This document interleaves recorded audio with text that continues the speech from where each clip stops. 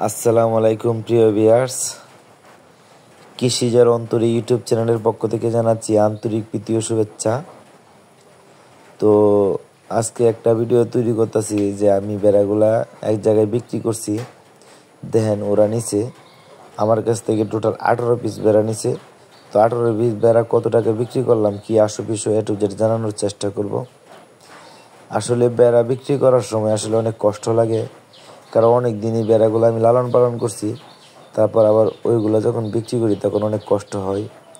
আবার যখন টাকাগুলো হাতে আসে তখন আবার মন ভালো হয়ে যায়। তো দেখেন এখানে বেড়াগুলা, এখানে মোট বেড়া আছে 18 পিস, 8টা পাঠা। দেখেন পাঠাগুলোর মাথার মধ্যে শিং আছে। ওইগুলোর মধ্যে 7 কেজি, 7.5 কেজি, 8 কেজি এরকম মাংস হতে পারে একটা পাঠাত মাংস। ওইগুলো আমি বিক্রি করছি ওইগুলো 5,000 টাকা পিস।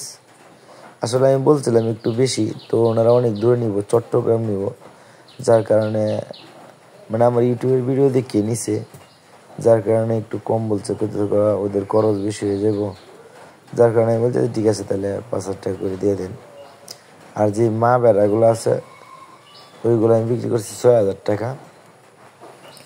মা বেড়া আছে লোক ওই জায়গায় 10 পিস, আর পাটা আছে লোক 8 পিস, মোট 18 পিস। তো এই 18 পিস মোট আমার বিক্রি হয়েছিল 1 লক্ষ টাকা। মানে পাটাগুলো হইল 5,000 টাকা, আর বেড়াগুলো হইল মা বেড়াগুলো হইল 6,000 টাকা করে। তো কীরকম দাম লাগছে, কি আসে বিষয় আপনারা জানানোর চেষ্টা করেন। যে বাইরে নিচে ওই দেখেন দড়ি দিয়ে গলাত বাঁধার জন্য নিতেছে। আমি বলছি বাসে উঠে বাসের বক্সে 18 পিসই বইরুলবো এক বাক্সে, এখান থেকে চট্টগ্রাম যাব। আসলে 18 পিসই বইরুলবো, ওনারা এসে নিয়ে গেছে। আমি কইছিলাম পিক আপ দিনই, তো পিক আপের ভাড়া চাই অনেক বেশি। পিক আপের ভাড়া চাই হইলে আপনার 16,000 টাকা। আর এই বাসের যে বক্স ওই জায়গায় ভাড়া শুধু 18 পিসে 1800 টাকা। তো অনেক কম, কই 16,000 কই 1800। তো আসলে ওভাবেই নিয়ে যেতেছে রিক্স লইয়া। তারপর ওরা নিয়েও গেছে, বাসে নিয়ে গেছে, সবগুলো সুস্থ আছে। তো বাস থেকে নামানোর পরে একটা রোহিঙ্গা না কি যে মানে বসিন একটা পাটা পড়ে গেছে, বলতে পারে না, একটা পাটা বাচ্চা। তো সবাই ওনার জন্য দোয়া করেন, ওনার জন্য কামার নিচে পালন করার জন্য, যে ভালোভাবে পালন করতে পারে।